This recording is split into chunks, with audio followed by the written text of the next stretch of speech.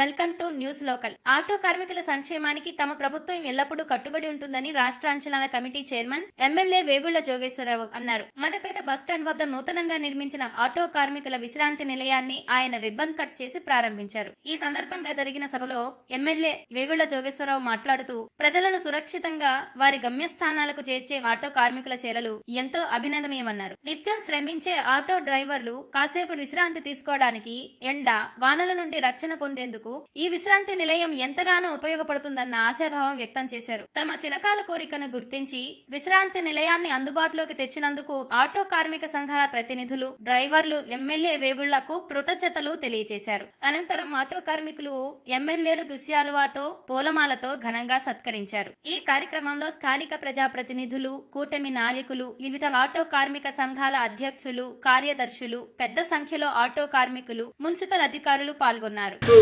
ఇబ్బందులు టెక్నికల్ గా మరి అధికారులకి చిన్న ఇబ్బందులు ఉండటం వల్ల కమిషనర్ గారు కొన్ని ఆయుసులు వచ్చినప్పుడు కూడా వారు ఫైనల్ గా మన ఆటో కార్మిక సంక్షేమమే గట్టిగానే వారు వచ్చి చూసి మరి కమిషనర్ వారితో కూడా మాట్లాడి చేసి గ్రాంట్ చేసిన విషయాన్ని మరి మా కేఎస్ఎన్ గారు ఐఎస్ఎన్ గారు మేము జరిగిన విషయాన్ని చెప్పామండి.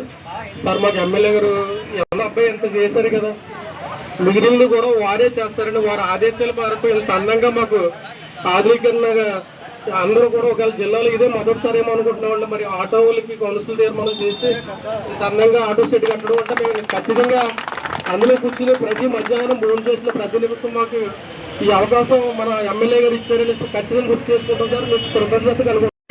వారికి సహకరించి మరి మాకు ఇంత అందంగా రావడానికి మరి కమిషనర్ గారు కూడా వారు కూడా మంచి మనసు లేకపోతే మాకు ఇప్పుడు సాధ్యం కాకపోతుందండి. మరి మా మీద కూడా ప్రేమతో వారు ఉన్నారు కాబట్టి వారు కూడా హృదయపూర్వక ధన్యవాదాలు తెలియజేసుకుంటున్నాం. గౌరవ శ్రీ వేగుళ్ల జోగేశ్వరరావు గారికి, మరి మండపేట కమిషనర్ వారు టీవీ రంగారావు గారికి, అలాగే వీరెడ్డి గారికి, ఇప్పుడు వచ్చిన పెద్దలందరికీ మా హృదయపూర్వక ధన్యవాదాలు.